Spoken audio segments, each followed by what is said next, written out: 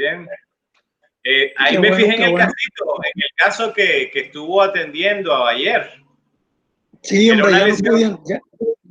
me pareció que era verrucoso. Y en el piso de la lengua o el piso de la cavidad oral, peligroso. Sí, este fue un caso, de hecho, lo operamos con otro doctor, un maxilofacial, y me comentó que si le ayudaba. Era un paciente de 41 años, ya tenía casi un mes con él y que no podía hablar, que le molestaba un poquito, algo un poco, no podía hablar, y se decidió hacerle la biopsia excisional. Y aparentemente no había nada de ganglios, no había nada de exteriorización hacia el cuello, y esperemos a ver qué resultado da el patólogo. Claro. Y no habían Y factores irritantes locales. Factores no, irritantes nada, locales. nada, fíjate que no. Eso sí, traía un problema de hipertensión, diabético, colesterolemia, pero no había nada de eso, ¿verdad? Básicamente sí tenía antecedentes de una pariente, una tía o algo así, de un CA de mandíbula. Sí, entonces creemos que por ahí empezó el desencadenante, Ya, sí, ¿verdad? el factor genético siempre es un factor importante a tomar en cuenta. Sí, vamos Sí, a sí, ver al final qué terminó siendo. Sí, es que esas lesiones ahí en el piso de la boca hay que tratarlas rápido, porque si no, se nos salen de las manos, definitivamente se salen sí, de las manos. de hecho, se colaboró muy bien porque fue inmediatamente que se detectó por la bolita que no podía comer bien y decidió inmediatamente hacérselo. Y como te digo, no había relaciones en cuello, en mandíbula, en áreas retromandibulares de ganglios infartados, no tenía nada. No tenía nada. El taxi se veía un poquito encapsulado debajo por la glándula submaxilar. De hecho, se retiró un poquito de glándula sublingual más bien. Y muy bien. Y ahí se internó y se dio de alta hora. Y vamos a esperar a ver qué resultado dice la patología. Por eso ya ayer ya entré tarde, pero creo que graban Sí, sí, los, sí. las pláticas y le voy a ver. Sí, de hecho ya hice unos ajustes del audio en la grabación de ayer, hice unos ajustes del audio porque yo tuve el mismo problema que el doctor López, que no lograba escuchar muy bien, entonces hice una edición del audio para subir los volúmenes y ya publicárselos luego. Han sido días un poco ajetreados para mí, pero Sí, cómo no.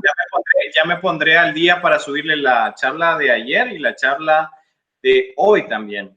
Había un caso que Ay, habíamos propuesto el día viernes, que tengo un poquito más de chance, ya no voy a estar en la universidad en ese horario, así que ahí podemos aprovechar para discutirlo un poquito y hacer ese tipo de ese compartir, ¿no? Esa interacción con esa parte. Ya tenemos a la doctora Ortega, que también ya se nos unió. Y quiero comentar un poquito lo del doctor Romero, y sobre todo por lo que nos dice de que el paciente notó un cambio y fue a la consulta. Y sí, es a veces, sí. a veces triste. Ya tenemos a la doctora López también con nosotros aquí. Buenas tardes, doctora López. Tardes para nosotros, noches para Perú. Noches para Perú. Tenemos de que tenemos pacientes que tal vez tienen ese mismo tipo de problema, tienen alguna manifestación oral, una lesión, y llegan donde el odontólogo y el odontólogo termina diciendo, no, esto no es nada, toma antibiótico. Y se va el paciente con su receta a tomar unos fármacos que terminarán por no aliviar su problema.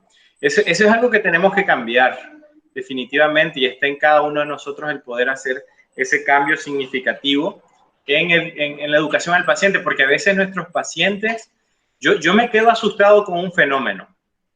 En el 2014 yo abrí mi canal de YouTube y la verdad es que quería compartir temas de medicina oral.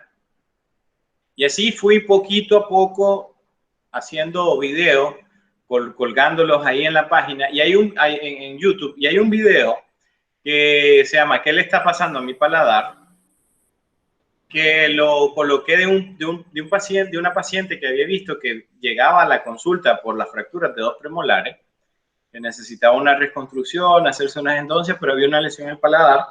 Y yo hice un video para odontólogos, o sea, y era un reto, que este es un caso que creen que está pasando acá. Lo dejé ahí en las redes sociales y después de un tiempo ya di la respuesta, entonces ahí comencé a explicarlo. Y lejos de conseguir el objetivo que yo quería, que era que la mayoría de los odontólogos lo viera, que hoy por hoy es el video que casi llega a las 60,000 vistas, son de pacientes. O sea, hay más pacientes interesados en saber los cambios en lo que sería su cavidad oral que muchos odontólogos, y es un verdadero problema, porque es como alguien que llegue a la tienda de abarrotes a comprar arroz y no tengan arroz. Y es como tú dices. El paciente llega con la duda y yo, no es una prótesis fija, no es un implante, no es una extracción de tercer molar, no son caries, no es un DSD, no es nada. Ese es el gran problema, ese es el gran meollo del asunto. Sí, de hecho, hace ratito un paciente que llegó la semana pasada, lo vi, que tenía mucho dolor en unas muelas y que traía unos restauraciones de coronas y las checamos. Total, ¿sabes qué? Pues me duele también, igual me duele todo el cachete. Bueno, en la región retromolar inferior izquierda, atrás es donde me duele mucho, y vemos y vimos, no vimos nada. Dije, pues a lo mejor es un punto alto que traía unas coronas. Total, le mandé a hacer una panorámica, no se observó nada. Me dice, aquí en la región de atrás de la muela es donde me duele. Ya chequé, sí se veía. Ahí te mando después las fotos. Tengo yo una cámara intraoral. Cuando no se puede tomar fotos con la cámara del celular o algo, la cámara intraoral sirve mucho y observa al paciente. Entonces ya lo tomamos y identificamos exactamente con la cámara dónde le molestaba. Si era una lesión eritematosa en la parte del cuello posterior de la segunda molar, una zona isquémica, y le duele ahí. Tengo láser terapéutico, yo ahorita le estoy tratando con láser terapéutico, a ver qué cambios da, y por lo pronto le di, ¿sabes qué? Mire, vamos a darte el láser terapéutico y vamos a darle un paliativo de unos enjuagues, el Camilozan, o a ver qué tal, ¿verdad? Ya que venga la otra semana, a ver qué cambios da con el láser, que me tenga al tanto. Pero es muy importante, sobre todo, como dices tú, vino nomás a checarse que le dolía una muela y encuentras otras cosas. Claro, por supuesto. Hay algo que les comparto como un tip, que a veces sucede que el paciente nos dice que hay algo y tal vez nosotros no caemos en cuenta de qué exactamente es. Entonces yo les recomiendo que utilicen un hisopo limpio, ¿verdad? Si tienen de los hisopos largos para tomar muestra, y se lo dan al paciente. Y ustedes examinan primero. Y si ustedes no lograron ver algo atípico, algo anormal, o se estaban fijando en otras cosas que no es precisamente lo que el paciente le está orientando, provéanle el hisopo al paciente. Y que el paciente con el hisopo le ubique, le señale dónde está la alteración. Eso me va a ayudar mucho para tener claridad cuando la lesión no es tan obvia, cuando no veo como la parte roja o blanquecina, o ulcerativa o tumefacta. Eso me va a ayudar muchísimo para poder enfocarme luego de hacer mi revisión, porque si yo voy de una y el paciente me lo señala, yo puedo sufrir de un problema que se llama ceguera clínica. Como cuando el paciente llega a la consulta y le dice, doctor, quiero que me componga este diente. Entonces nosotros automáticamente nos enfocamos en ese diente. Y nos olvidamos del resto sin saber, espérese, bueno, no tengamos ese sesgo, hagamos la revisión completa. A mí me pasa mucho Cuando mis pacientes, antes de atender, tal vez una lesión en lengua, una lesión en un diente o alguna cosa así, o que él cree que es un problema en los dientes, y yo comienzo a examinarle todo y el paciente dice, no es ahí, es aquí. Entonces, no, tranquilo, vamos a revisarlo todo. Y eso es algo bien sencillo que nos enseñan desde odontopediatría. ¿O no, doctor Bartolano? Sí. El niño primero le decimos, espérate, te voy a revisar todos los dientes, te vamos a contar los dientes para hacer una evaluación general previa. Sí, porque normalmente están llorando antes que los revise. Sí, sí, pero no me va a hacer nada, doctor, pero no me va a hacer nada. Papá, mamá. Sí, la verdad es que se necesita mucho amor y mucha paciencia para que sea apasionado uno a la odontopediatría. La verdad es que sí. Un gran respeto para todos los odontopediatras que tienen esa paciencia con los pacientitos, y sobre todo cuando se tratan de lesiones orales es aún más complicado, ¿no? Porque hay que hacer quizás una serie de procedimientos. A veces los procedimientos el niño no entiende de que tal vez no va a generar dolor, porque muchos de los procedimientos diagnósticos, exceptuando la biopsia, que obviamente se coloca anestesia, pues genera algún tipo de sensación. Pero hacer una radiografía, hacer alguna prueba de contraste, pues eso no genera dolor, pero el niño en ese momento de ansiedad, pues no lo ve de esa manera. Ya tenemos a la doctora Hernández también. Y bueno, vamos a dar 2 minutos más para iniciar la sesión del día de hoy. Sí, doctor, les compartí en el chat un caso de la clínica del año pasado que la Sociedad de Medicina Oral Internacional lo colocó en su canal. Y ahí puede ver, es con cámara intraoral también, doctor, pero ese es video. Sí. Y es un formato 360. Significa que si usted lo reproduce si está en la computadora, usted va a poder girar con el cursor y va a poder ir viendo en diferentes direcciones. Y si ya tienen la tecnología de la realidad virtual, entonces lo coloca en su celular y ya lo puede ver en vista de 360. Eso muy bien. Escucho tus spots en Spotify, muy buenos. Gracias, doctor, le agradezco. Muy buenos, muy entendibles. Sí. Es que están enfocados, y aquí les voy a compartir un secreto. Si habéis escuchado los últimos formatos, este formato ahora de video y de podcast que estoy haciendo, es porque los pacientes son los que más me preguntan. Y cuando yo hago estos podcasts, yo trato de decirle entre líneas al doctor o al odontólogo qué tiene que hacer. Porque la recomendación número 1 que siempre doy y seguiré dando es que el paciente que tenga una alteración vaya al odontólogo que normalmente lo atiende.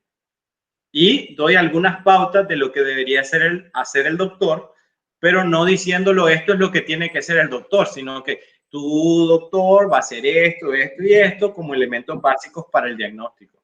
Precisamente para captar la atención del paciente, que vea la importancia de los cambios orales, y por otro lado, pues si el doctor escucha el podcast, pues ya tiene una idea de qué es lo que debería de hacer, y así tenemos ese doble beneficio. Muy buenos, muy buenos, y muy buenos tips,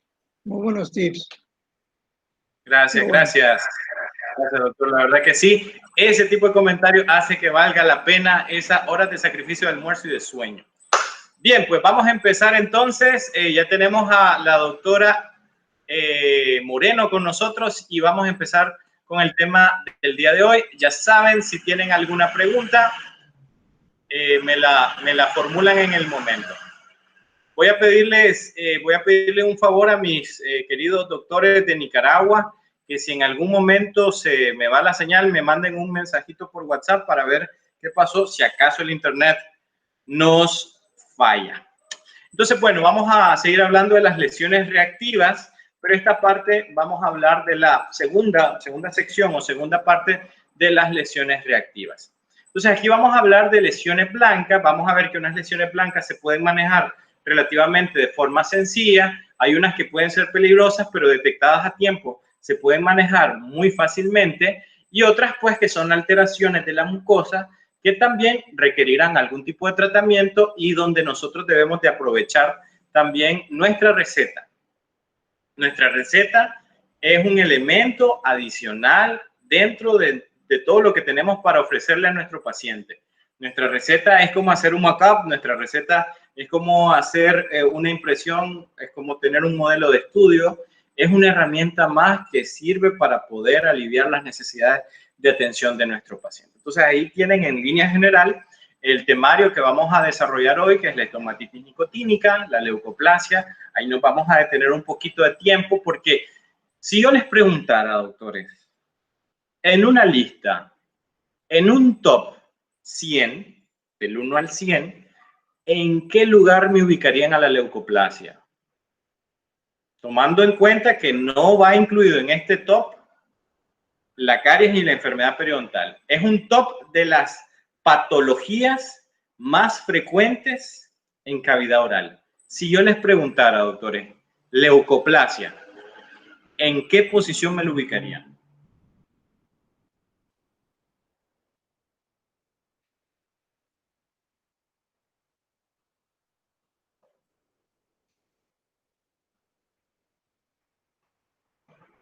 Doctores, ¿en qué posición? Para mí que está en primer lugar. En primer lugar, vamos a ver si alguien tiene otra idea. Vamos a ver. Doctor López, doctora López, doctora Molina, doctor Hernández, doctor Ortega.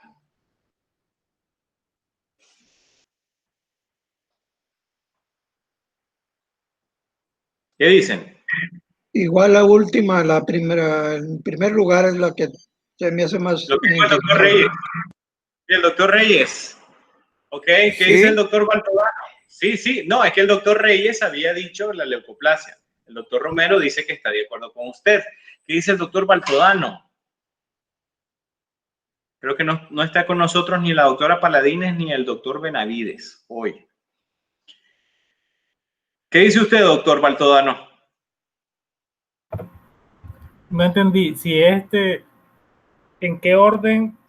Sacando... Sí, el primer lugar. Muy, muy frecuente. 100, poco frecuente. Yo diría que por lo Voy a cambiar de opinión, que es la estomatitis nicotínica. Ok. Bastante. ¿El doctor cambia de billete de la lotería en el último minuto? ¿O el Piojo Herrera saca al Chicharito en el último minuto a ver si se salva en la eliminatoria mundialista? Ya sé. Ok, ¿qué dice, doctor Baltodano? No sé, doctor, estoy indeciso. Está difícil, ok. Vamos a contestar esta pregunta con el estudio del doctor Jeffrey Baucat, que hizo un análisis en 1986, un estudio que no se ha replicado en cuanto a volumen de pacientes, más de 28,000 pacientes en Estados Unidos, y van a ver en qué lugar está la leucoplasia, para que no la menospreciemos como algo, es más probable que aparezca la candidiasis que la leucoplasia, puede que nos equivoquemos. Aquí tenemos una pintura, esto es arte abstracto, y esto es de la rosa, perdón. Y aquí ustedes ven cómo va degradándose la combinación de algunos cuantos colores, pero los colores que más se notan son el blanco y el negro. Y como ustedes pueden ver en el área blanquecina, hay matices, ¿no? Así las lesiones blancas tienen diferentes matices que yo tendría que poder diferenciar porque hay muchas lesiones blancas que se parecen mucho. Cuando yo hablo de candidiasis pseudomembranosa, cuando yo hablo de leucoplasia o cuando yo hablo de líquen plano, yo voy a tener una disyuntiva ahí porque son lesiones que se van a parecer mucho, pero yo utilizando mis elementos de diagnóstico voy a poder ir descartando, ¿no? Además, con el uso de exámenes complementarios va a ser un buen método. Y aquí tenemos una pintura, una triada de pinturas, que es este caso el del Bosco, donde nosotros podemos ver una transición entre lo divino, lo pagano y lo lo maligno, por decir así. Esta pintura que está en el Prado, en el Museo del Prado, en España, pueden ustedes notar cómo en una parte se señala la divinidad del ser humano en combinación con pues, las deidades que existen en el mundo. Luego vemos cómo la lujuria, las inclinaciones humanas hacen un festín. Esto se llama el Valle de las Delicias. Y por último, pues tenemos toda la decadencia, toda la parte posterior de toda esa vida de exceso. Pasa de lo bueno a lo malo. Entonces, esto también se los traigo a colación porque algunas lesiones blanquecinas podrían no tener ninguna relevancia clínica en cuanto a evolución, pero hay otras que sí pueden pasar por una etapa de desarrollo significativo y pueden ser peligrosas. Vemos este manual es de la Organización Mundial de la Salud y es uno de los clásicos libros para poder tomar en cuenta la tipificación histológica de las lesiones de cáncer. Y en ese momento, fíjense que uno de los autores es el doctor Pimborg, el famoso autor de lo que sería el tumor odontogénico epitelial calcificante. Y aquí todavía en ese tiempo se utilizaba el concepto de precáncer oral. Hoy por hoy utilizamos el concepto de lesiones potencialmente malignas. La diferencia radica o estriba en que las lesiones potencialmente malignas pueden no necesariamente desarrollarse en cáncer oral si son tratadas a tiempo. Y pues el hecho de decir precáncer oral era decir ya estás a un paso de convertirte en cáncer, cuando hay lesiones que si se ven a tiempo, y este es uno de los puntos fundamentales, podríamos evitarlo. Entonces, como nosotros podemos ver de que tenemos que hay una variación amplia de características clínicas desde los parches blanquecinos de las leucoplasias hasta los parches rojos de las lesiones eritroplásicas. Y tenemos que las lesiones pueden ir variando, por ejemplo, las lesiones eritroplásicas en grados diferentes de aspectos como granular o especie de nódulos que pueden estar ubicados en diferentes áreas. Y ciertos sitios son obviamente más peligrosos que otros. Entonces vamos a empezar hablando de la estomatitis nicotínica. Esta también se le conoce como el paladar del fumador y vamos a tener algunas características comunes, ¿no?, que vamos a encontrar a la hora de la evaluación del paciente. Obviamente el paciente tiene un hábito de tabaco y recuerden, el consumo de tabaco para la estomatitis nicotínica es muy importante que los hábitos de consumo de tabaco sean por medio del fumado. Pero recuerden que la afectación de la nicotina puede ser por métodos de consumo de nicotina no necesariamente fumado. Los beisbolistas y los deportistas han hecho famoso el uso de masticar tabaco y eso ha generado pues lesiones de cáncer oral como para grandes lanzadores. Por ejemplo, el de los Medias Rojas de Boston, este lanzador, Curt Schilling, por ejemplo. Entonces vamos a tener una placa blanquecina de hiperkeratosis que lo vamos a encontrar más que todo a nivel del paladar duro. Y vamos a tener unas especies de puntos rojizos que es la representación de los ductos de las glándulas salivales accesorias que están inflamadas por obviamente la irritación local que genera la combustión del tabaco, obviamente la nicotina y más de 400 sustancias que se producen y que son tóxicas con el hábito de fumar. El hábito de fumar tiene muchas consecuencias para el organismo. Una pequeña parte de todas las consecuencias generales del consumo de tabaco es precisamente el desarrollo de lesiones a nivel del paladar, pero también puede generar lesiones blanquecinas como esta, la estomatitis nicotínica, pero también puede generar una especie de melanosis por el consumo de tabaco que genera un aspecto marrón a nivel de las encías principalmente. Ya lejos de eso sabemos el riesgo que esto tiene para condiciones cardiovasculares y también obviamente las lesiones a nivel pulmonar. Uno de los tratamientos para este tipo de lesiones obviamente es dejar de consumir tabaco, algo bien complicado. Y aquí viene un detalle importante. Esto es extraído de uno de los clásicos de la patología oral, el Reguesi 16, uno de los libros. Mi primer Reguesi es este libro de patología bucal, y él está bastante golpeado, la verdad. Es un libro que lo leí, lo releí muchísimas veces. El pobrecito ya la parte de la carátula ya está débil, Precisamente por eso es muy importante tener ustedes su propia biblioteca virtual o real, pues, de física, perdón, de libros de referencia, porque eso nos ayuda a poder tener una guía rápida de revisión, sobre todo porque si nosotros buscamos información no respaldada, podemos caer en el error de iniciar tratamientos que tal vez no son fiables, ¿no? Y hay algunos tratamientos que pueden estar orientados por unas personas y no necesariamente sean los más apropiados. ¿Y a qué vengo con esto? Miren, un paciente puede dejar de fumar el cigarrillo convencional, la pipa, y puede caer a esto que son los famosos cigarrillos electrónicos o vapores que se generan. Estos también terminan por generar una irritación, a pesar de que el factor nicotínico no está. Un paciente, y escúchenlo muy bien, un paciente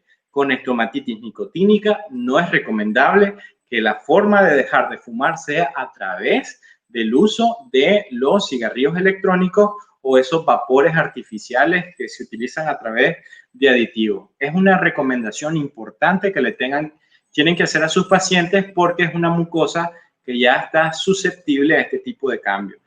Cosa que no se dice para muchos pacientes que pasan del cigarrillo convencional al cigarrillo electrónico. Hay que hacer una revisión constante de la mucosa, así que mi paciente va a volver al mes o a los 3 meses para revisar cómo sigue la evolución de su condición de paladar. Y es una cita de unos 30 minutos donde el paciente va a llegar y vamos a evaluar y vamos a hacer unas comparaciones con nuestro registro fotográfico de cómo está el paciente ahora y cómo está cómo estaba antes y cómo está ahora. Es muy importante de que los pacientes que tienen unos hábitos atípicos como el fumador al revés o el fumado al revés con la boquilla hacia la parte interna puedan generar una lesión más complicada. Recuerden que estas lesiones también pueden generar una complicación potencialmente peligrosa en el futuro. Entonces, este es el aspecto clásico que nosotros vamos a tener de un paciente que tiene la estomatitis nicotínica. Vemos un parche blanquecino y sobre eso vemos unos puntitos rojizos en diferentes zonas, perdón, de lo que sería el paladar duro. Voy a buscar mi lupita para ponérselos por acá. Bueno, no sé si están viendo mi presentación. ¿Están viendo mi presentación, doctores?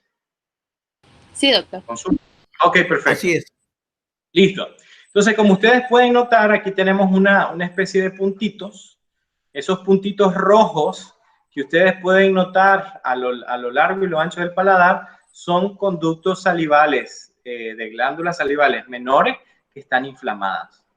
Así que el paciente puede no notar, no sentir dolor, pero de repente el paciente nota un cambio y les digo, no es algo completamente atípico pensar que un paciente no se fije en el paladar, y se lo voy a poner con un ejemplo.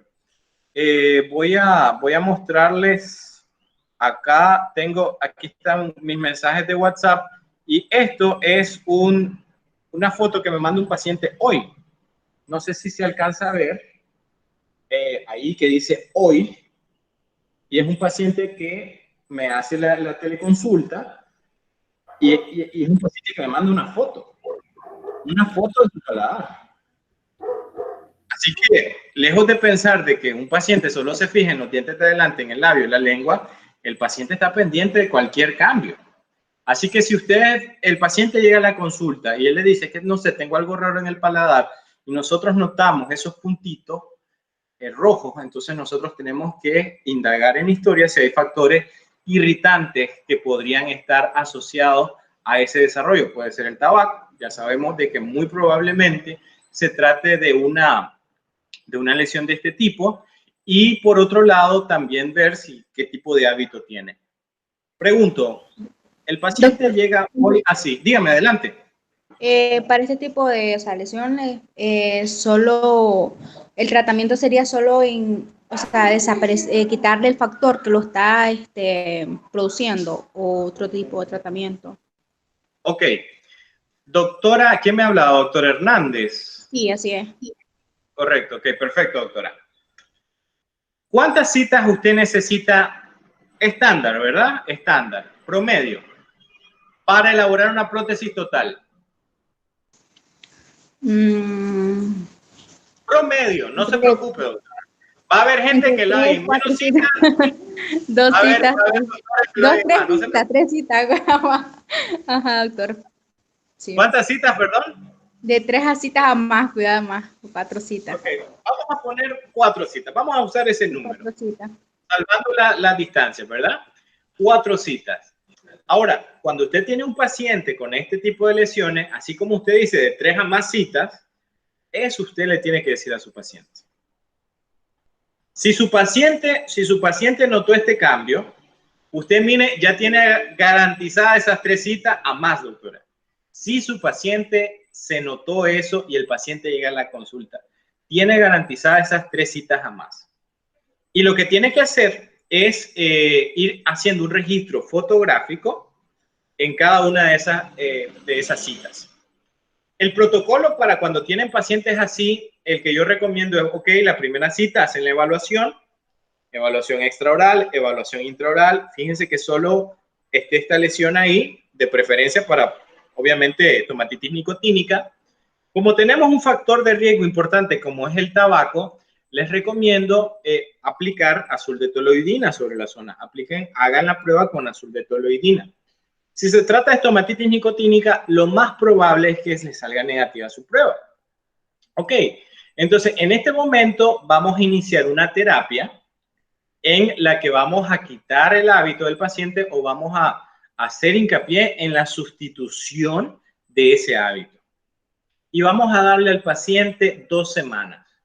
2 semanas sin tabaco al paciente. Ok. Segunda cita, 2 semanas después. El paciente llega tal cual.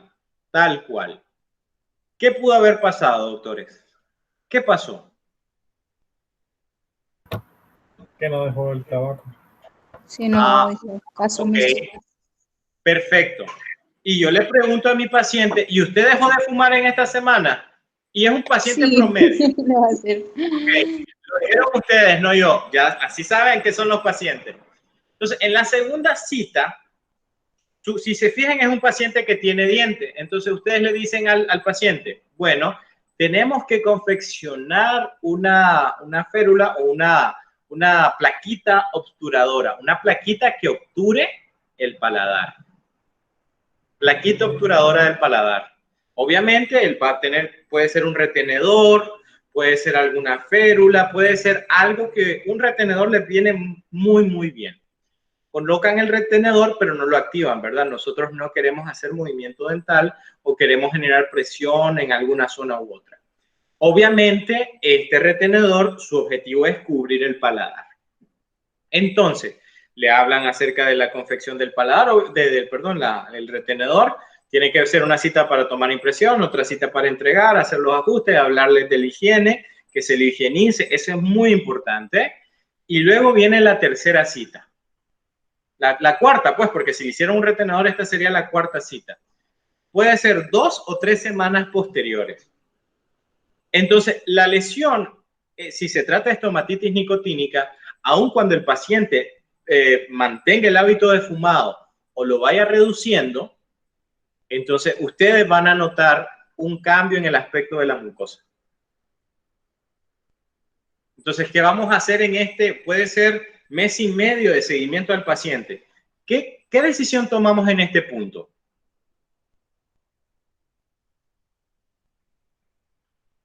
¿Qué decisión tomamos aquí? Ya me fijé que con la plaquita la lesión va como que reduciéndose. Depende de los cambios que haya habido en la mucosa. Si la mucosa ya lo ven todavía... menos. Sí, adelante, doctor Reyes. Adelante.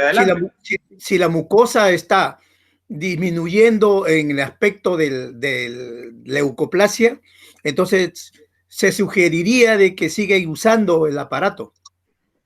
Claro, y usted para le que da vaya seguimiento al mes. Controles, exacto, claro. Correcto. Y miren, a mí no me gusta mucho hablar de este punto, pero desafortunadamente hay que considerarlo. Y esto hay que decirle al paciente. Si ustedes ya saben cuál puede ser el algoritmo de cómo puede ir la cita, nosotros le tenemos que decir de entrada al paciente, mire, este tratamiento se puede resolver en un mes o dos, pero puede que se alargue. Puede que requiramos la confección de un aparato y en función de eso van haciéndole más o menos los presupuestos.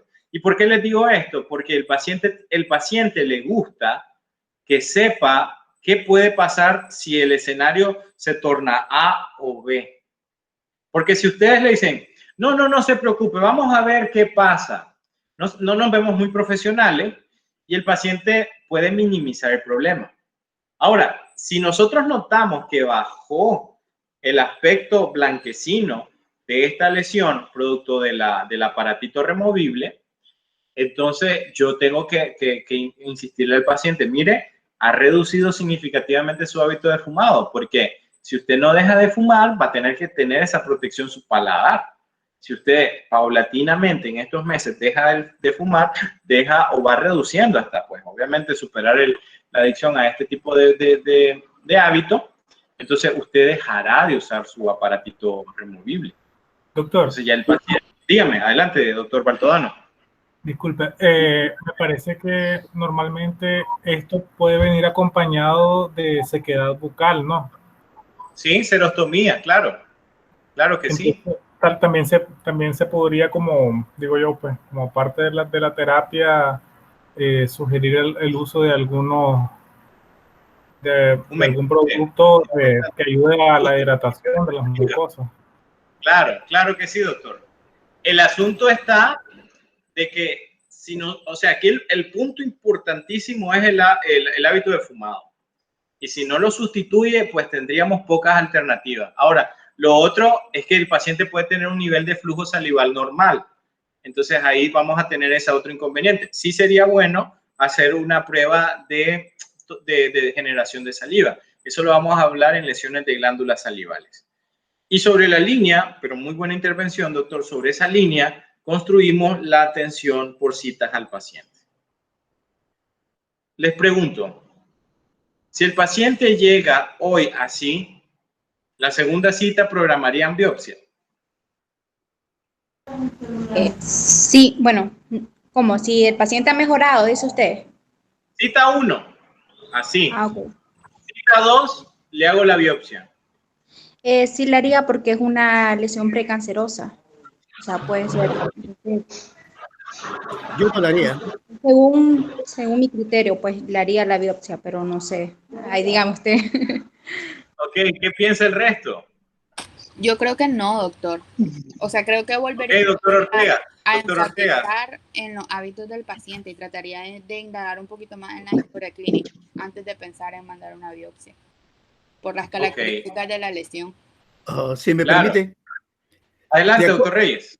Sí, de acuerdo a lo que hemos estado conversando, de acuerdo a lo que está usted diciendo, confeccionándole una prótesis, un aparato, para poder evitar de que se siga enrojeciendo toda la mucosa. Entonces yo creo que no es necesario hacerle una biopsia todavía. Si es que aún con la aparatología persiste la leucoplasia inicial, entonces ahí recién, creo yo, se le podría realizar una biopsia después de haberle hecho el seguimiento constante al paciente, ¿no?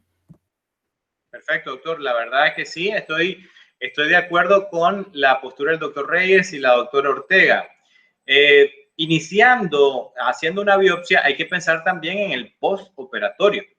Y si yo tengo un paciente que no deja de fumar, esas no son condiciones óptimas como para poder realizar la biopsia. Y sobre todo porque no todo lo que veamos raro se resuelve con biopsia, o sea, porque también tengo que darle chance a la mucosa que pueda recuperarse si le creo las condiciones para eso. Primero hay que ver si esos mecanismos funcionan y si no, pues obviamente tendríamos que ir a otra terapia. Pero ahí tienen más o menos... Adelante, doctor. Aquí también tenemos que ser muy exhaustivos con el paciente, jugarnos psicológicamente con él, hablando, haciéndole conciencia del factor cigarro, ¿no? Básicamente, claro, aunado a la anormalidad que tiene el paladar, falta de serostomía, en dado caso que haya, también puede ser una disgeusia, o sea, una falta del apetito, no apetito, sino falta del sabor del alimento. Y eso puede también muchas veces conjugar mucho con la patología que estamos viendo. Entonces tenemos que poner mucho énfasis, ok, ser conscientes, darle conciencia de que si se le está quitando o disminuyendo esa anomalía que tiene, darle a entender, ¿sabes qué? Si eres muy nervioso, muy ansioso, en lugar de fumar, pues tomar alguna paletita, cambiar su rutina de ahora sí, de hábitos. Sí, y para igual también tener que checar y ver si tiene alguna, que al igual puede tener una pérdida del gusto, por eso Claro, mismo, ¿no?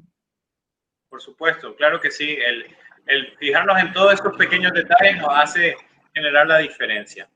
Ahora, en términos histológicos, lo que vamos a tener son dos tipos de cambios importantes. Esto ya lo hacemos cuando ya porque esto también puede pasar, doctores, esto también puede suceder, y es que retiramos los hábitos y la lesión sigue estando ahí. Porque esto puede deberse a alguna alteración estructural importante en el epitelio. Y vamos a tener básicamente dos alteraciones importantes. En este caso, vamos a tener acantosis y paraqueratosis. Vamos a explicar rápidamente de qué se tratan estas dos alteraciones. Aquí tenemos lo que sería un epitelio normal, un epitelio pluriestratificado, escamoso, queratinizado.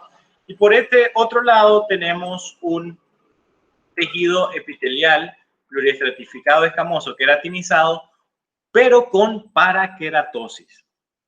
Yo quiero que se fijen en el primer dibujo y en el segundo y me digan qué diferencias notan. Hay como una ausencia parcial del estrato granuloso. Sí, se puede desaparecer parcial o totalmente el estrato granuloso. Muy bien, doctor Ortega. ¿Y qué otra cosa notan ahí? Comparando. Las células del estrato córneo, en una no se evidencian los núcleos. Exacto, exacto. Eso es lo que vamos a encontrar. Ya se nos integró el doctor Benavides. Sí, doctor, disculpen la tardanza. No se preocupe, doctor. Bienvenido. Aquí tenemos, miren. Estas células conservan aún sus núcleos. Y es la característica principal de la paraqueratosis, donde se da la permanencia de los núcleos en el estrato córneo y la pérdida del estrato granuloso o de la granulosa. Ok, y la acantosis, aquí tenemos que notan de diferente. En la acantosis, tejido normal, tejido atípico. El estrato espinoso prolifera. Correcto, ahí tenemos un engrosamiento del estrato espinoso. Produciendo la aparición de clavos epiteliales en sus diferentes dimensiones, ¿no? Exactamente, aquí tenemos que en este espesor hay más cantidad de células de lo normal. Entonces, eso es lo que vamos a encontrar ahí. Y estos datos histopatológicos son importantes porque, bueno, se puede confundir perfectamente con una leucoplasia. Y en una leucoplasia lo que estamos tratando de buscar es la displasia. Y ya nos encontramos con esto, entonces ya eso tranquiliza, ¿verdad? Ya nos tranquiliza un poco más. Entonces, yo siempre recomiendo... Dígame. Claro, porque para que sea una displasia tendrían que haber cambios tanto a nivel celulares como a nivel de la arquitectura epitelial, ¿no? Correcto. Hay alteraciones cuando tenemos... Las células displásicas clásicamente tienen alteraciones estructurales importantes como mitosis atípica, tenemos alteraciones en la relación núcleo-citoplasma, tenemos condensación de la cromatina, pleomorfismo, etcétera. Hay varios cambios que ahí no, o sea, en un corte como a unos 10X no lo veríamos, pero ya a 40X ya podríamos ver ese tipo de alteraciones. Yo recomiendo mucho de que cuando hagan su estudio de gabinete, su biopsia, pidan que el informe venga con la apreciación diagnóstica más la información histopatológica. Porque, ¿qué pasa? Nosotros podemos mandar la biopsia, pero si no hicimos una buena historia que va acompañada con lo que sería nuestra biopsia, podríamos obtener datos de diagnóstico que quizás no se acerquen tanto a la realidad. Por eso es que tener el diagnóstico que nos emite el laboratorio probable más la información histopatológica es importante.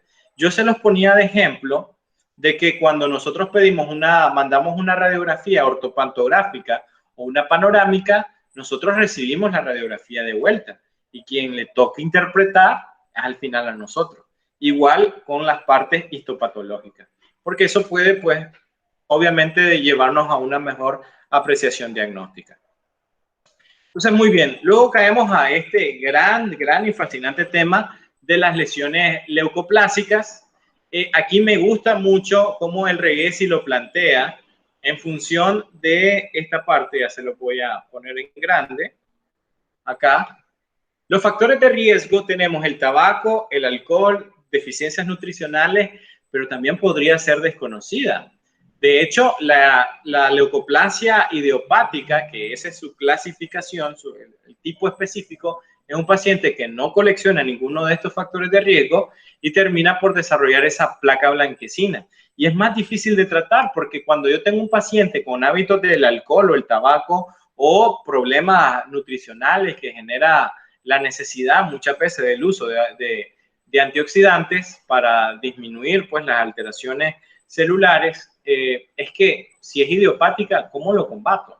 Se vuelve un verdadero reto en el tratamiento. Podemos ver de que hay diferentes sitios donde pueden aparecer, pero sin mucha atención a los lugares donde pueden aparecer y que son bastante peligrosos. No por casualidad tenemos el piso de la boca y la lengua como sitios dentro del triángulo de la muerte, que si tenemos lesiones así hay que ponerle especial interés. Sin embargo, pues sabemos que cualquier otro sitio de la cavidad oral puede estar apareciendo, como en la zona retromolar, donde también pertenece al triángulo de la muerte. Normalmente se diagnostica alrededor de los 40 años y, como ustedes pueden ver, los diagnósticos pueden ir desde displasia, un 12%, hiperkeratosis, un 80%, un carcinoma in situ, 3% de los casos, tenemos una displasia severa ahí, o tenemos un 5% de los casos, puede ser ya lo que sería el carcinoma escamoso, o el carcinoma oral, o el carcinoma epidermoide. Esta suerte de aspectos microscópicos no lo comparte otra lesión potencialmente peligrosa, que es la eritroplasia. La eritroplasia normalmente tiene altos niveles de displasia, o si no, ya es un cáncer oral, en muchos de los casos. Ahí tenemos que hay diferentes grados o porcentajes de transformación maligna, pero sí hay que darle seguimiento pronto y oportuno. Aquí tenemos una clasificación. Esto está dentro del libro de la Organización Mundial de la Salud, de la tipificación histológica de las lesiones precancerosas. Utilizan todavía ese término en esa edición. Este libro es coautor, recuerden, el doctor Pinborg. Y en esta clasificación de leucoplasia, pues tenemos las formas homogéneas, la forma delgada, la gruesa, la corrugada, la que puede ser como parches blanquecinos lisos. E incluso tenemos formas que pueden ser no homogéneas, como verrucosas, nodulares, ulcerativas o combinadas, como es el caso de la eritroleucoplasia. Entonces, si tenemos una lesión así en el piso de la boca, pues obviamente aquí no deberíamos de darle muchas largas al asunto, ¿verdad? Primero, quizás lo que debería de hacer, si ya estoy analizando el piso de la boca, bueno, secar un poco el área, utilizar una gasa limpia y hacer un frotado para ver si no hay desprendimiento, ¿no? Siempre hay que considerar, dentro de las lesiones blanquecinas, a la candidiasis pseudomembranosa. No se va a desprender, lógicamente, y el aspecto me va a ayudar mucho, ¿no? Dependiendo de el aspecto clínico que tenga la lesión, me está orientando a cuáles pueden ser los cambios histológicos que pudiese llegar a tener. Desarrollamos en este año un software que se llama el Identify 2.0, en el cual a través del uso de imágenes hacemos un análisis por contraste por capas para tratar de ver qué zonas en la fotografía terminan por decirnos o mostrarnos algún grado de alteración, más allá pues de las estructuraturas que encontramos en cavidad oral. Ahora, relación entre leucoplasia y carcinoma epidermoide. Estas tres lesiones que son tomadas del libro de tipificación histológica de lesiones precancerígenas de la Organización Mundial de la Salud nos plantea tres casos, entre todo el arsenal de casos que están ahí, y nos muestra lesiones que, por ejemplo, la primera aparece a nivel del borde lateral de la lengua, el otro está en esa área transicional también, el otro lo encontramos a nivel de la encía, y vemos cómo estos aspectos no son tan lisos, no son tan regulares. Esto perfectamente puede pasarse por alto como una leucoplasia. Obviamente no se van a desprender. La segunda se puede confundir perfectamente con una leucoeritroplasia, y las tres fueron biopsiadas y las tres eran carcinomas. Así que este es un claro ejemplo de que no nos podemos dar muchas largas a lesiones leucoplásicas. Para cuando tenemos lesiones blanquecinas y nosotros sospechamos de una lesión leucoplásica, pues al final tendríamos que preparar al paciente a la biopsia lo más pronto posible. Caso contrario, lo que sucede con la estomatitis nicotínica, que lo hablamos un poco previo, ¿no? Entonces hay que hacer bien esa diferencia para ver los factores y el aspecto que tiene las lesiones para tomar una decisión u otra. Si nos sale hiperkeratosis, bendito sea Dios, qué bueno, pero si ya no tenemos ese tipo de aspecto, pues ya no, ya después de eso, pues no podemos hacer un manejo adecuado. Ok, datos estadísticos. A nivel mundial, cada año se diagnostican a nivel global que se manifiestan el 2% de lesiones potencialmente malignas, donde hay una ligera predilección por el sexo masculino para ciertas zonas como Latinoamérica, y en otras zonas el sexo femenino y masculino están equilibrados en cuanto a frecuencia de lesiones. Esta estadística se puede manejar mal si no interpretamos a fondo lo que representa ese 2%. 2% puede significar muy poco, pero este 2% nos está diciendo que muy pocas veces se hace un reporte de casos de una lesión leucoplásica. Hay más casos diagnosticados al año de carcinomas que de leucoplasias. Y sabemos que un paciente que tiene leucoplasia, que no se la trata y sigue con esos factores que están asociados a su desarrollo, terminará por, en lo estadísticamente comprobado, en desarrollar cáncer oral. Entonces, lo que pasa es que hay un subregistro enorme de las lesiones potencialmente malignas y obviamente la leucoplasia. Aquí tenemos el estudio del doctor Jerry Baucott, que alrededor del año de 1986 en Estados Unidos, junto a un equipo de clínicos, examinaron alrededor de 23.616 pacientes y encontraron que la lesión más común era la leucoplasia, con el 45.2% de todos los casos. Así que, como ustedes pueden ver en esta parte de la publicación de la infografía que publiqué meses atrás en mi Facebook, pueden ver cómo la leucoplasia está en primer lugar para este estudio que se hiciera en 1986, y podemos ver cómo en segundo lugar están los toros. Y si nosotros hacemos un juego estadístico así rápido, si nosotros hemos visto 3 torus en nuestra labor clínica, que es ridículamente poco, hemos visto muchísimos más, seguramente ya debimos haber visto alguna leucoplasia en algún paciente. O si no la vimos es que no tenemos los ojos bien abiertos para poder diagnosticar. Por eso es sumamente importante que cuando tengamos un paciente, por cualquier necesidad que llegue a la consulta, nos demos a la tarea de hacer una evaluación clínica completa. Porque mi paciente puede pensar que su único problema es el dolor en la molar. Su único problema es el color diferente de sus incisivos. Su único problema es el borde incisivo desgastado de los dientes, cuando realmente puede tener otro problema mucho más significativo en el tiempo, que tratado hoy se resuelve muy fácil, pero que si evoluciona puede convertirse en una lesión que obviamente va a complicarle mucho su entorno familiar, personal y obviamente su calidad de vida. Eso es una misión que tenemos nosotros. Esa es una obligación enteramente del odontólogo en cualquiera de sus especialidades. Así que hay que tomar muy en cuenta estos datos estadísticos. Es un estudio que desafortunadamente no se ha replicado.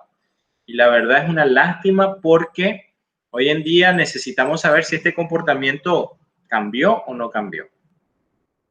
Entonces, bueno, ¿qué nosotros tenemos que sucede habitualmente con respecto a nuestras mucosas? Nosotros tenemos una protección natural a los rayos del sol, por ejemplo, hablando a nivel del labio, por ejemplo, para leucoplasias, que es las capas de queratina que solemos producir.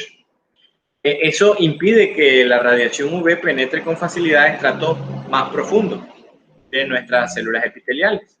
Pero cuando tenemos, por ejemplo, paraqueratosis, el filtro pasa, o sea, se pasa la radiación alterando las componentes estructurales del epitelio.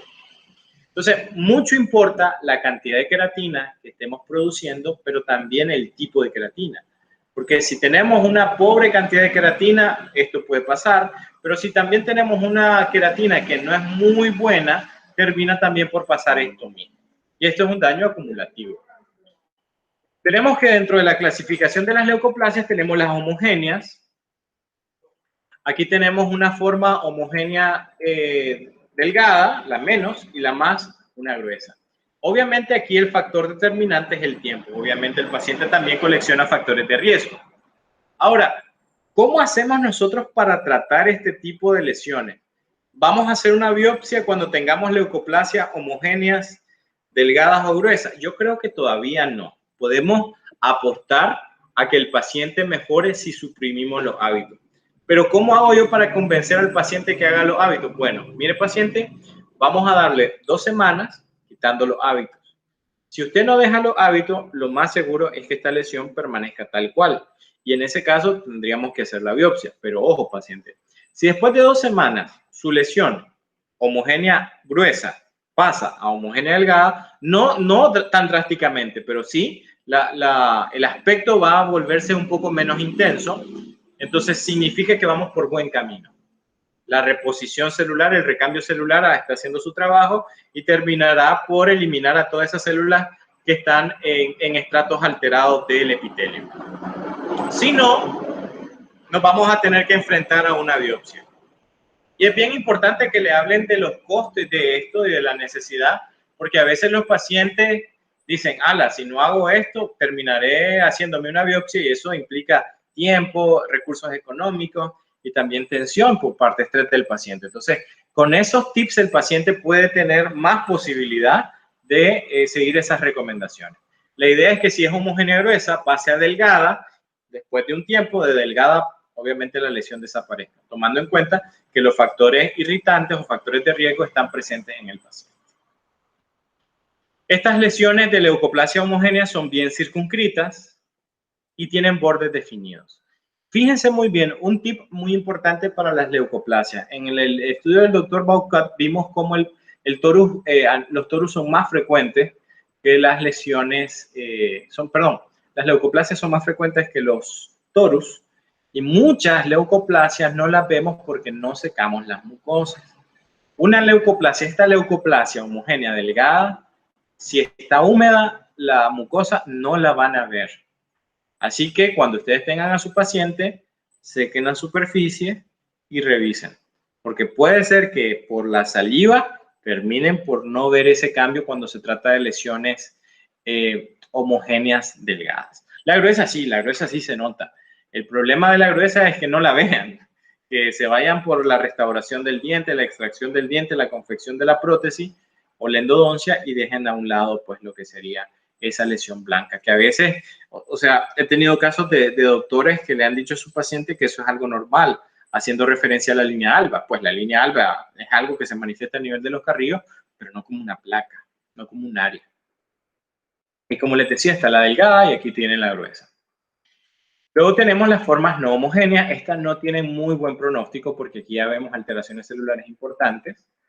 Tenemos una forma que puede ser granular o gruesa, pero irregular, es gruesa pero irregular. Y tenemos la forma verrugosa. Cuando hay una regla en patología de que cuando algo no se ve bien es porque no es bueno. Y efectivamente las lesiones verrucosas tienen una proliferación celular, unas alteraciones displásicas mucho más notorias que se vuelven mucho más importante hacer un diagnóstico temprano. Tenemos también lesiones que deberían de evaluarse muy pronto, que son las lesiones combinadas. Si ya tenemos eritroplasia, hay casi un 50% de posibilidad de que tengamos una alteración displásica importante. Y también tenemos lo que sería la verrucosa proliferativa o LVP, leucoplasia verrucosa proliferativa, que es una de las lesiones que tiene el peor pronóstico. El LVP está a esto de convertirse en cáncer oral. Si ven placas verrucosas en diferentes partes de la cavidad oral, lo más probable es que se trate de un LVP y eso en alguna de las zonas ya se está convirtiendo en cáncer oral. Así que eso se podía evitar perfectamente desde la delgada. Perfectamente, sin necesidad de cirugía, sin necesidad de hacer biopsia, de una forma bien sencilla, controlando hábitos y una terapia que ya le vamos a decir a continuación. ¿Preguntas hasta acá, doctores? ¿Preguntas? Doctor, perdón, ¿qué significaba LVP? Leucoplasia verrucosa proliferativa. Ok, gracias. De nada. Entonces, miren, tenemos este paciente. Estos casos son del libro de Vascones. Es un libro muy bueno, la verdad. Es que yo me enamoré de este libro en el 2005, que la universidad se hizo de una donación de libros españoles que llegaran a la biblioteca. Casualmente hoy estaba viajando de Managua a León. Para los que no son de Nicaragua, Managua es la capital y viajé para la ciudad más linda de Nicaragua, que es León. Yo sé que los doctores que están ahí de Nicaragua pueden tener ideas diferentes a las mías, pero tienen que respetar mi opinión. El asunto es de que hay 3 sedes de la universidad y en cada una de las sedes en León hay bibliotecas y en ese tiempo, cuando yo estaba en pregrado, libros que encontraba en una sede no estaban disponibles en otra o en otra. Había una base de datos de ubicación de libros y tenía, por ejemplo, un libro de precáncer oral en la biblioteca del Hospital Escuela. Así que tenía que moverme de la Facultad de Odontología a esa sede universitaria en un hospital de referencia departamental para poder tener acceso a ese libro, porque pues todavía no teníamos ese acceso a repositorios de libros o bases de datos bastante buenas. Y cuando yo pude adquirir el libro, pues me enamoré del contenido que este tiene. Pacientes, miren aquí los factores. Tez clara, más de 40 años y ubicado en el borde del labio. Si ustedes le preguntan a este paciente que fuma, le dicen que sí. Y si usted le pregunta dónde normalmente se coloca el cigarro, le dan su hisopo y el paciente se lo coloca ahí. Entonces ustedes prácticamente, si tienen concha arriba, concha abajo y tortuga en medio, está bastante obvio, ¿verdad? El tipo de diagnóstico ahí. ¿Será que vamos a hacer una biopsia? En este punto yo digo que todavía no. No hagamos una biopsia todavía. Porque vamos a apostar a que si nosotros hacemos algunas modificaciones del tratamiento, eso mejore. Claro está, si en 2 semanas o un mes no mejora, pues ya tomamos la decisión de hacer la biopsia. Si tenemos una homogénea gruesa o una homogénea delgada, si tengo LVP, si tengo leucoeritroplasia, si tengo forma gruesa, granulosa, no lo piensen, no le den más tiempo. Realicen la biopsia lo más pronto posible, preparen a su paciente para realizar el procedimiento. Este es otro ejemplo de una lesión, una lesión leucoplásica homogénea. Y si ustedes no secan muy bien la mucosa, eso puede no verse. Muy fácilmente se nos puede ocultar. Y aquí lo podemos resolver sin necesidad de cirugía. Ya tenemos lesiones en bordes laterales de la lengua, el aspecto ya es granuloso, aquí no lo piensen 2 veces, tomen su biopsia. Lesión es gruesa y también tiene ese aspecto granuloso, no lo piensen 2 veces, hagan su biopsia. Lesión leucoeritroplásica, lesión blanca y roja, no lo piensen 2 veces, hagan su biopsia. Lesión gruesa y granulosa y múltiple, no lo piensen 2 veces, hagan su biopsia, LVP. Ok, esta tablita a mí me gusta mucho porque aquí nos da cuál sería la terapia a seguir cuando yo obtengo mis resultados de laboratorio. Me dice leucoplasia, gruesa, homogénea, delgada, no sé, lo que le diga el laboratorio, pero sí le va a decir del grado de displasia. Y fíjense en el grado de displasia que tiene el paciente, porque eso va a depender de una terapia u otra. Entonces, fíjense, aquí tenemos el cuadro de displasia, aquí tenemos lo que podemos ir haciendo como recomendación al paciente. Si es una displasia leve, supresión de hábitos, deje de fumar, consuma una dieta más balanceada a base de frutas y vegetales, use antioxidantes. El uso de antioxidantes bajo prescripción va a ser una necesidad. No necesitamos hacer una excisión quirúrgica y hay una buena tasa de supervivencia. Podemos resolverlo perfectamente. ¿Cuántas citas se va a llevar esto? De 3 a más, como dijo la doctora. Entonces, ustedes le tienen que decir al paciente, bueno, mire, vamos a iniciar una terapia, no vamos a hacer la biopsia, obviamente cuando se trata, perdón, ya la biopsia ya la hicieron, no vamos a hacer una excisión quirúrgica mayor porque el grado de displasia es leve. Entonces, vamos a terminar por esperar que la mucosa se recupere siguiendo estas recomendaciones. Y lo citan, después de hacer la biopsia, después de ver los resultados del laboratorio, ya le pueden dar un mes al paciente, que regrese dentro de un mes y van viendo a través de seguimiento fotográfico. Esto es fundamental. No, a mí me parece que ya está mejor. Llamo aquí al colega. Colega, venga para acá. ¿Qué dice? ¿Está mejor o no está mejor? Sí, yo lo veo mejor. No, necesitamos algo que pueda ser un poco más objetivo, ¿no? Tener nuestro registro fotográfico. Si quieren que el paciente llegue a esa cita, aunque sea solo para tomar la fotografía, que sea para eso, pero para que ustedes puedan llevar un registro y comparen qué tanto se está extendiendo la lesión. Eso sí, encontramos una displasia leve. Si es displasia moderada, siempre vamos a hacer la supresión de hábitos, le vamos a hacer una recomendación de mejorar su dieta, le vamos a enviar prescrito lo que son los antioxidantes y la tasa de supervivencia es alta. Aquí la excisión quirúrgica queda a decisión del clínico. Podrían remover toda la lesión o podrían dejarla ahí. Por eso no coloco contraindicación o indicación directa de hacer la excisión del resto de la lesión, porque eso va a quedar a criterio de ustedes. Si ustedes quieren removerla toda y seguir o darle este seguimiento, perfecto. Si no, pues solo hicieron su toma incisional y están dándole tiempo. Ya cuando tenemos una lesión severa, básicamente lo que tenemos que hacer es siempre la supresión de hábito y de una nos vamos a la excisión de toda la lesión. Ahí no tenemos que pensarla demasiado. No tenemos que pensarla demasiado porque ya se trata de una lesión que está a esto de convertirse en cáncer oral. La supervivencia, si se siguen las recomendaciones y demás, va a ser muy alta. Y bueno, esas son las referencias para este cuadro. Preguntas con este cuadro, doctores. Miren, esta es una guía sintetizada de qué deberían de ser cuando obtienen grados de displasias en los diferentes casos de sus pacientes. Así que espero que haya quedado claro y si tienen una duda, háganla, evacúenla en este momento.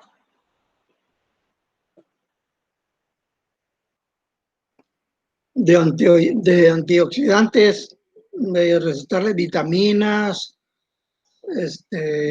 u otro tipo de medicamentos para que se sigan. Era la doctora Brito, un videito que habíamos empezado. Ajá, doctor, disculpe, dígame, vitaminas u otro tipo de medicamento, perdón, doctor. Sí, para aumentar sus células, como que antioxidantes, o sea, vitamina C o otro tipo de. Vitamina A y E. La A y la E son las vitaminas que recomiendo como para las terapias iniciales. Hay doctores, hay criterios clínicos, que hay doctores que tienen esa costumbre de que hay displasia y envían antioxidantes, pero estudios sistematizados no han demostrado una alta efectividad en casos de displasia severa.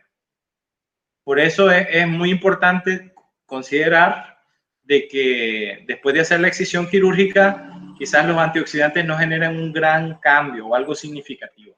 Lo que sí logran en casos de displasia leve y moderada.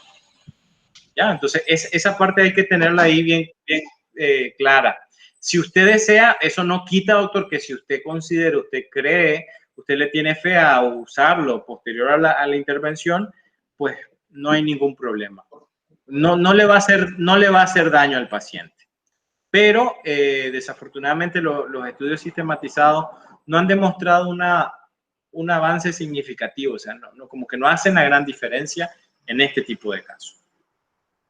Precisamente porque consideraba de que iban a tener dudas con respecto al uso de los antioxidantes, tenemos este estudio que es una evaluación comparativa de los antioxidantes mitocondriales en lesiones potencialmente malignas de desórdenes de este tipo.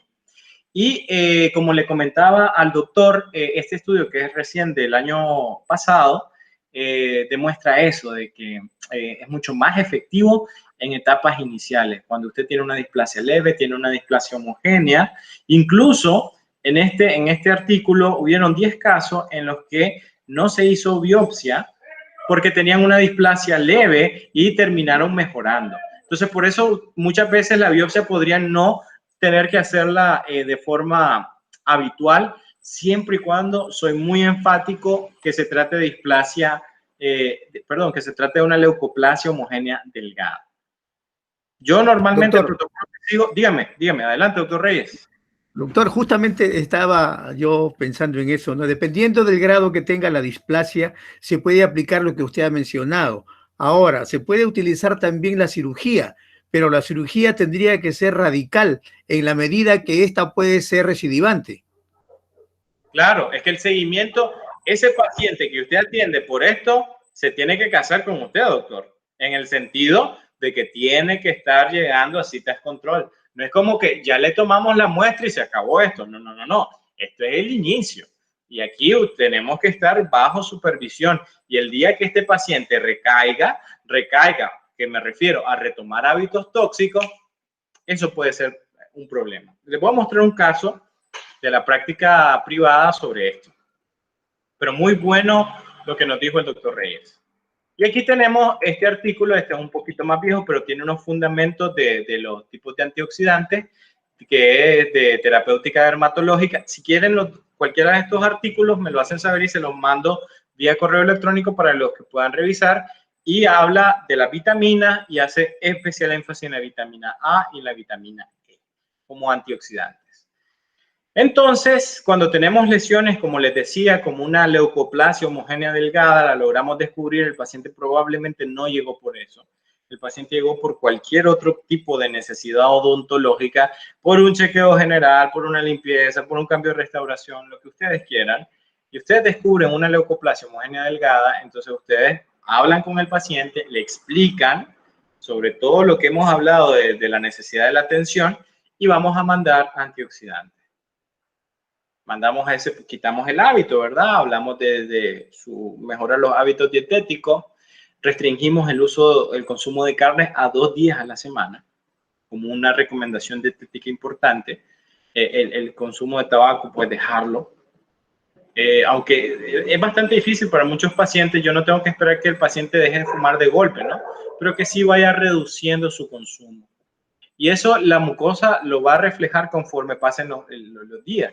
Por eso es que no es que solo le van a dar cita después de 2 semanas. Esas después de 2 semanas pueden ser 2 semanas después, ya son un mes de seguimiento y luego lo hacen un poco más retirado cada mes, dependiendo de cómo lo vean, o cada 2 o 3 meses, para darles seguimientos rutinarios en el año. El paciente sabe que tiene que llegar a la consulta porque tiene algo que si no se lo ve a tiempo se puede convertir en algo muy, muy malo. ¿Cuándo suspendemos los antioxidantes? Bueno, cuando la lesión prácticamente ya no esté ahí. Cuando la lesión ya no esté presente, ya dejamos de tomar los antioxidantes. Ni antes ni después. Muy bien, este es un caso de un pacientito que tiene esta lesión. Esto fue foto del 2018, diciembre del 2018. Luego tenemos una foto de un año posterior. Esta es una fotografía del 2019, diciembre del 2019.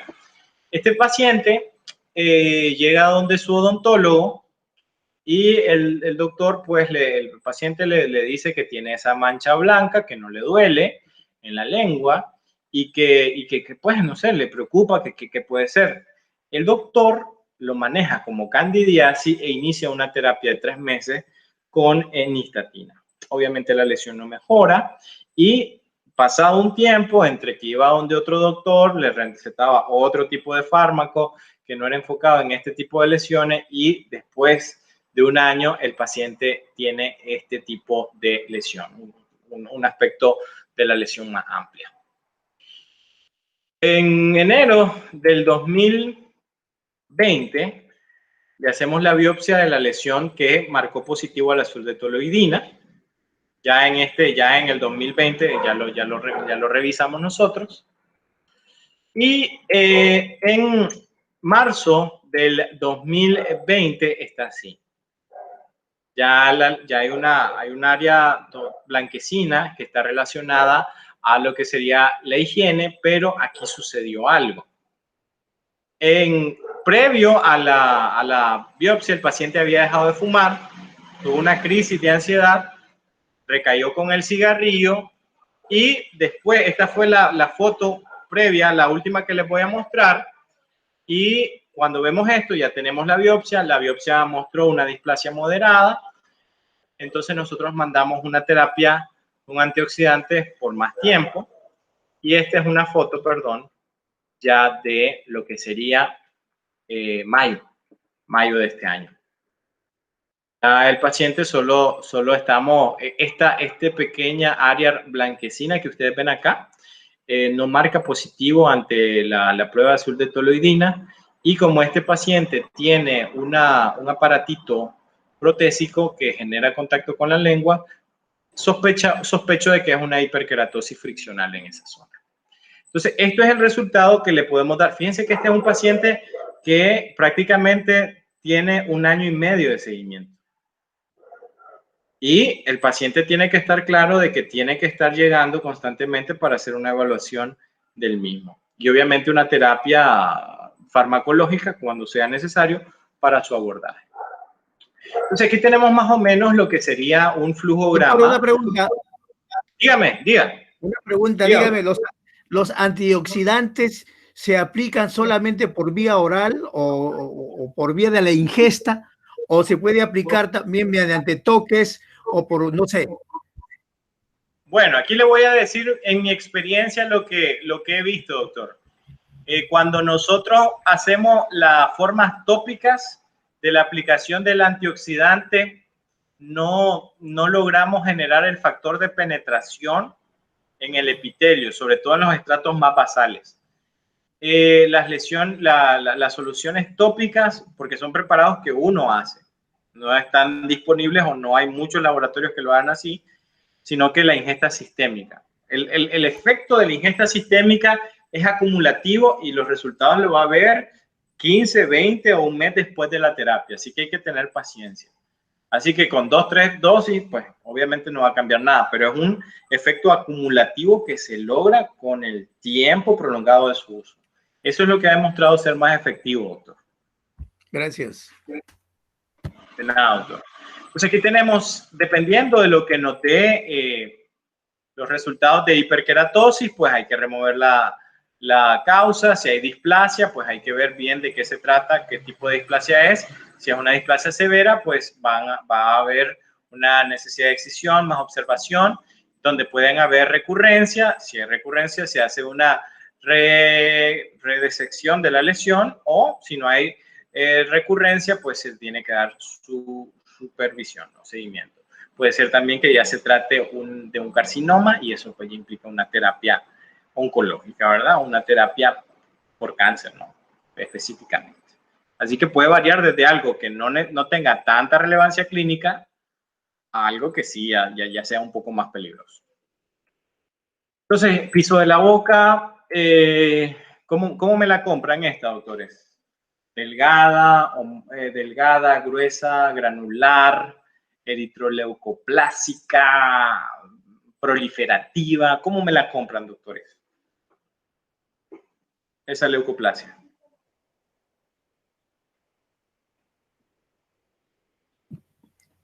En la parte derecha hay una zona eritroplásica.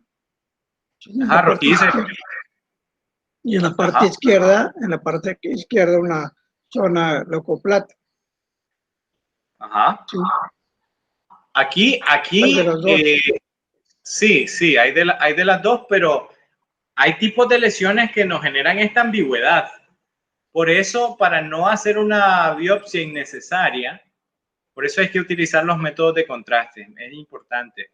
Cuando ustedes tengan este tipo de duda, utilicen su ácido acético y azul de toluidina para ver si realmente está indicada la biopsia. Si ustedes tienen una leucoeritroplásica, una lesión leucoeritroplásica, las partes blanquecinas se van a marcar de azul. Dígame, doctor. Si me puedes indicar o repetir otra vez, ¿qué función tiene el azul de toluidina? Claro que sí, doctor. Mire, voy a buscar una diapositiva para contestarle su pregunta. Es esta precisamente. Cuando yo tengo una población grande de células displásticas, hay alteraciones estructurales en cada una de las células. Un cambio estructural importante es la condensación de cromatina o núcleos hipercromáticos. Cuando yo aplico el azul de toluidina, eso difunde en las capas de epitelio y si hay varias células comprometidas, el azul de toluidina difundirá por el citoplasma de la célula y se acumulará en lo que sería el núcleo. Ese núcleo que acumuló lo que sería esa área de lo que sería el azul de toluidina es lo que genera, luego de aplicar ácido acético, el aspecto azul que queda remanente. Precisamente por esta característica de los núcleos de las células con displasia. Como tengo muchísimas células así, entonces van a mostrarse reactivas. Y hay pocas sustancias que pueden hacer esto. Por eso me van a escuchar muchas veces utilizar este tipo de elemento de contraste. Ya ha indicado ese reactivo. Pues indicio de una anomalía patológica, un CA, por decir así, ya fijo. Puede ser, no, correcto, o puede ser una displasia que por lo menos es moderada. Y puede ser severa. Y ahí es como un diagnóstico para hacer una biopsia. Es criterio para hacer biopsia. Para hacer biopsia. Y ojo, el azul de toluidina no me la saqué de la manga, no es como que esto es reciente, doctores, mire qué novedad. No, doctores, esto desde 1980 se utiliza. Pero estaba ahí enterrado ahí, como muchas de las cosas que dicen, no, abajo lo viejo, que viva lo nuevo. No, hay cosas del pasado que hoy no se ha podido hacer algo mejor que eso.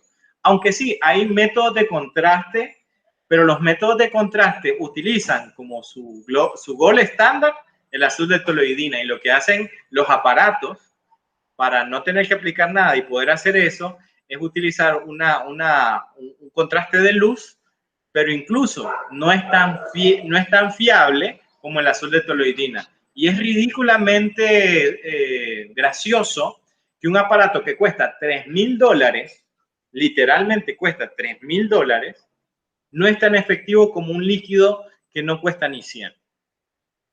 Entonces, así andamos. Los patólogos los manejan para poderlo conseguir.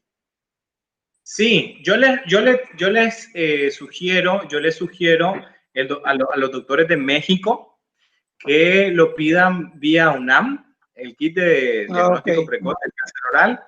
Sí. Los doctores de México, que el doctor Romero. Y bueno, sí. Para el resto, un sustituto, si no lo tienen disponible en su país, es la violeta de genciana, un sustituto. Pero nada como el azul de toluidina. Gracias. Ok, perfecto. Bien, me había quedado. Bueno, precisamente aquí les traía una muestra, doctor, de cómo se ve. Adelante, dígame, doctor Reyes. Dígame, aquí el azul de toluidina sí se usa en forma tópica nada más. Ajá, para diagnóstico también. Claro. Ah, perfecto. Úselo entonces, doctor. No, Claro que le sí. le estoy preguntando a usted si es que el azul de toleidina se usa solamente tópico. Tópico se refiere a mucosa, o sea, sí, es tópico, es tópico. No se puede ingerir, no se puede Ajá. ingerir. Es como una pastilla reveladora de placa, por decir así. Si usted se toma la pastilla reveladora de placa, no va a haber nada. No va a haber nada. Aquí tiene que colocarlo directamente en la lesión. Y ese es el aspecto que va a tener. Así se va a ver. Ustedes colocan ácido acético previo en la lesión. Luego de colocar ácido acético, pintan la lesión con el azul de toloidina y luego de 1 minuto toman ácido acético de vuelta y frotan. Y si va desprendiéndose el color, ustedes lo frotan varias veces. Si ustedes notan que va saliendo el color y se sale bastante el color, no queda así, con ese tono intenso, entonces ustedes, si se remueve y no queda con tonos intensos, ustedes le dicen a su paciente, miren, la prueba salió negativa y bueno, hay que darle seguimiento. Y si la prueba salió positiva, pues ya tendrán que hablarle de todo eso. Tienen que preparar al paciente también para eso. Porque miren, uno de los errores que cometemos los que trabajamos en medicina oral es que todo esto lo sabemos, pero nos olvidamos de hacerle referencia a esto al paciente. Decirle, mire, vamos a hacer una prueba. En esta prueba pueden pasar 2 cosas, que salga positiva o que salga negativa. Si sale positiva, bueno, vamos a iniciar una terapia un poco más agresiva para la lesión. Esto implicará hacer una biopsia, Si sale negativa, esperemos que salga negativa y vamos a dar otra terapia un poco más sencilla. Probablemente no necesitemos hacer biopsia y probablemente solo sea una lesión reactiva que se pueda tratar sin necesidad de cirugía. Estamos preparando al paciente para hacerlo. Ahora, poquísimas clínicas odontológicas utilizan este recurso diagnóstico. Y si ustedes lo implementan en su práctica, ustedes tendrán un elemento diferenciador muy importante en su práctica. ¿Por qué no se está haciendo? Un revelador. Dígame. Usted habló de violetas gencianas, ¿es el mismo procedimiento que el azul de toloidina o cambia? Cambia. Tiene que esperarse alrededor de 3 minutos con violeta de genciana.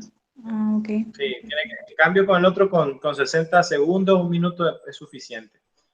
Okay. El problema en la violeta genciana también es que en algunos grados de displasia, una displasia moderada, no la lograría descubrir, solo displasias severas. Ese es otro de los elementos diferenciadores. El azul de toloidina tiene la posibilidad, es bastante sensible a displasias moderadas, severas, que son los carcinomas in situ, y obviamente los carcinomas. ¿Ok? Ok, muchas gracias, doctor. De nada, perfecto. Entonces aquí tenemos, este es un artículo de $9 que habla acerca de la detección de lesiones tempranas, ¿no? De lesiones potencialmente malignas, y pues hace una recomendación del uso del azul de toloidina. Es algo que nos sacamos de la chistera.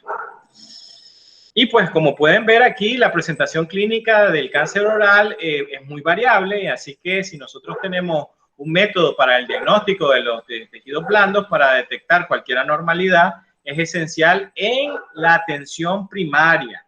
Fíjense bien, en la atención, no es que yo vengo y se los digo al peso de la lengua, como decimos en Nicaragua. Es algo que es una recomendación donde tenemos que usarlo. Todos los profesionales de la salud deberían de tener esa capacidad de hacer la detección temprana del cáncer oral. Y bueno, vamos a cerrar con la lengua geográfica. La lengua geográfica, trato esa vaina, trataría la lengua geográfica. Bueno, la lengua geográfica pasa algo, y es que muchas veces se confunde con la lengua fisurada. La lengua fisurada y la lengua geográfica son 2 entidades que tienen un aspecto totalmente diferente, pero que tienen una relación porque se manifiestan de forma conjunta. Muchos pacientes con lengua fisurada también presentan lengua geográfica. Y esto me pasa muchísimo en la universidad, y cuando me toca hablar del tema de las lesiones de las anomalías de lengua, y hablo de lengua geográfica y lengua fisurada. Insisto siempre, la lengua geográfica no es diagnóstico diferencial de la lengua fisurada. Lo que pasa es lo que les dije. Muchos pacientes con lengua fisurada coexisten con lengua geográfica.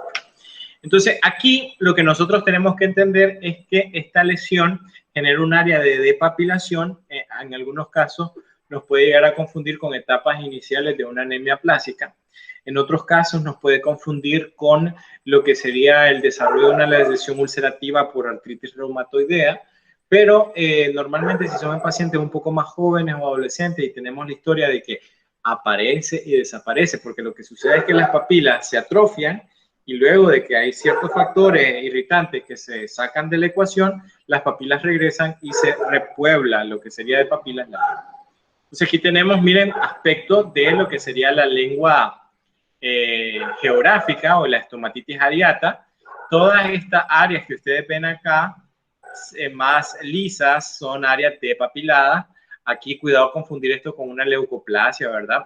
O una candidiasis pseudomembranosa, porque esto es una lengua que normalmente está blanca por falta de higiene, pero que está estas parches, estas áreas marcadas porque se está perdiendo la papila. Este es un paciente que tiene mala higiene y este es un paciente que tiene buena higiene. Es lo que vemos, un área de depapilación. Estas áreas son sensibles, se pueden irritar con cierto grado de facilidad y están ahí presentes. Ahí, por ejemplo, lo que les muestro en esta fotografía adicional es un paciente con artritis reumatoidea. Y una de las manifestaciones puede ser una área de papilada de la lengua localizada bien pequeña. Eso es un diagnóstico diferencial a considerar. Entonces, ¿qué podemos enviar?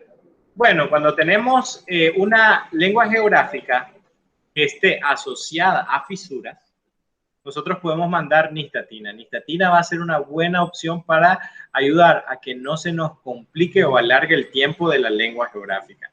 Así que hay mucha literatura que habla de que no hay un tratamiento, pero aquí les muestro de que el tratamiento o sea, este libro, que es una autoridad en patología, ha sido uno de los grandes formadores de patólogos a lo largo de la historia y obviamente odontólogos en sus diferentes disciplinas, nos establece que no hay un diagnóstico, pero si hay algunos factores modificantes como la fisura, podemos utilizar algunos tipos de antifúngicos, como el caso de la nistatina o uso de corticoides locales.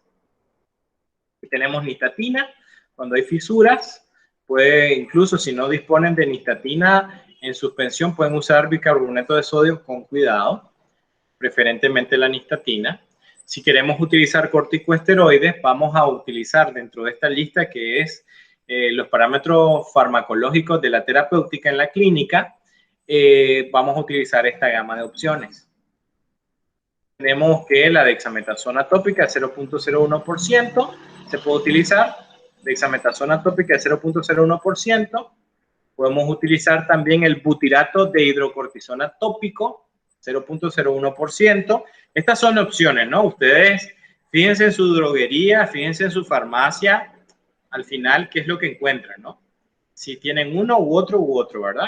Ahí ustedes buscan la opción que tengan disponible. Lo que sí sé es que van a encontrar con mucha facilidad la nistatina. Y bueno, el líquen plano lo hablaremos ya la siguiente semana. ¿Preguntas, dudas, doctores? ¿Preguntas, dudas, doctores? Doctor, ¿cómo indica, cada cuánto indica la aplicación de nistatina o cómo es la manera de indicación hacia el paciente? Ok, bueno, cuando tenemos, lo más común que vamos a utilizar es la nistatina. Y en el caso de la nistatina tiene varias formulaciones. Una de 25.000 o de 50.000 unidades internacionales es suficiente. La nistatina es tópica, es una suspensión.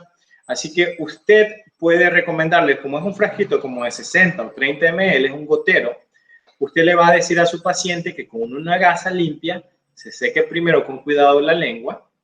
Si es muy sensible la lengua, que humecte con agua la gasa y se la limpie un poco. Esto es como para quitar cualquier suciedad que tenga o algún resto de alimento o alguna placa sobre la lengua. Se remueve un poco húmeda porque pues irrita un poquito porque está sensible. Y luego con un hisopo se coloca en las áreas depapiladas junto con las fisuras. Se coloca la nistatina. La primera semana pueden ser 4 veces al día. El paciente en esa semana se va a sentir mucho mejor. Si las lesiones persisten, sigue una semana más 3 veces al día. No tendría que requerir una tercera semana con terapia.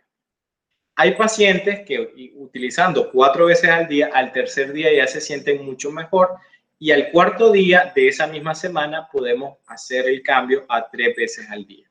Inclusive hasta 2 si la mejoría es muy importante. Ustedes le pueden decir a su paciente que le envíe una fotografía y ustedes puedan ver, sobre todo en odontopediatría, hay varios pacientitos pequeños que pueden llegar a tener este tipo de anomalía y esa puede ser una buena forma de que el paciente mejore. Recuerden, el uso de nistatina está más indicado en casos donde haya fisuras linguales. Y si solo es el área depapilada, no hay fisuras, pueden recurrir al uso de corticoides tópicos, como la dexametasona o la hidrocortisona, o pueden utilizar ácido hialurónico. Aquí sí pueden usar ácido hialurónico. Igual, con la gasita que se limpia, o el papá o la mamá le limpia, o el tutor le limpia, y con un hisopo que se aplique. Yo me imagino que ahí tendrá como un reto para decirle al niño, mira, te lo vas a aplicar así, con el hisopo, o con el tutor ahí, para ver cómo mejora. En una semana, lo más seguro es que su paciente ya esté muchísimo mejor. Gracias, doctor. De nada, doctor. ¿Alguna otra pregunta? Si no hay más preguntas, pues estén pendientes. Ya mañana en la mañana espero yo mandarles el correo de las 2 conferencias de estos 2 días. Y el próximo viernes vamos a hacer la discusión del caso para que lo vayan resolviendo. No sé si se fijaron en ese caso que les coloqué al final una pregunta. Vamos a ver si alguno de ustedes se acuerda. ¿Cuál era la última pregunta de ese caso? Siento que será más difícil. Sí, de los honorarios. Sí. Ajá, para ver qué nos cuentan, Solo esa parte del caso. Para el que lo contestó. No hay una regla así, pero es importante hacerse esa pregunta. Porque...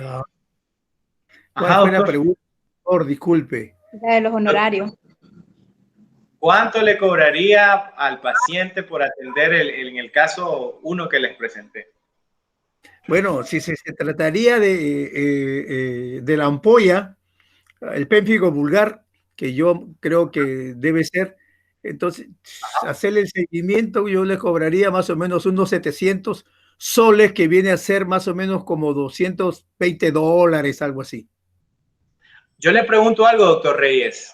Dígame. ¿Usted cree que sus pacientes se lo paguen? Yo creo que sí. Perfecto. Ok, y eso que nos dice el doctor Reyes es muy importante. Y solo una última pregunta, doctor. ¿Por qué cree que sus pacientes le van a pagar $220 por eso? Porque causa malestar, causa quemazón, causa dolor al comer, le va a molestar bastante. Lógico, perfecto. Y nadie quiere tener una molestia.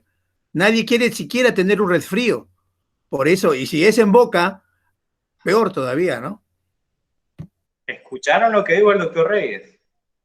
Cuando hay dolor, el paciente buscará una solución. Claro, nosotros tenemos que tener la ética de buscarle la solución adecuada. Y obviamente, este tratamiento implica el conocer para poder enviar lo que realmente le va a aliviar el problema del paciente. Y si su paciente tiene dolor y ustedes le envían algo que termina quitándole el dolor, cuando este paciente tal vez intentó 3, 4 cosas sin éxito, el paciente no tendrá problemas para honrar su horario. Entonces, a eso es lo que tenemos que apostar, a eso. No en qué resina voy a usar, qué tipo de equipo voy a tener, porque eso es conocimiento puro que resuelve una necesidad y yo por mi conocimiento estoy recibiendo la mayor cantidad de honorarios posible. A eso es lo que tenemos que apostar. Muy bien, doctor Reyes, le agradezco muchísimo su intervención el día de hoy. Ustedes reflexionen un poco con lo que dijo el doctor Reyes. Sé que hay realidades muy diferentes en cada país, pero hay que darle valor a nuestro trabajo. Porque si yo no le doy valor a mi trabajo, nadie lo va a hacer. Y no somos muchas personas haciendo esto. Y porque no somos muchos haciendo esto, como no hay muchos mecánicos de Ferrari, cuando tenemos un carro Ferrari nos tienen que buscar a nosotros. Porque el resto no lo puede hacer. Porque bueno, no le ha interesado, está pendiente de otras cosas, es su rollo. Así que con esto me despido de ustedes, de nuestra sesión del día de hoy. Espero que tengan un feliz fin de semana, feliz sábado y bueno, estén pendientes al correo, sabrán de nosotros. Nos vemos. Feliz noche. Igual, doctor. Buenas noches a todos. Buenas noches. Buenas noches, doctor. Buenas noches.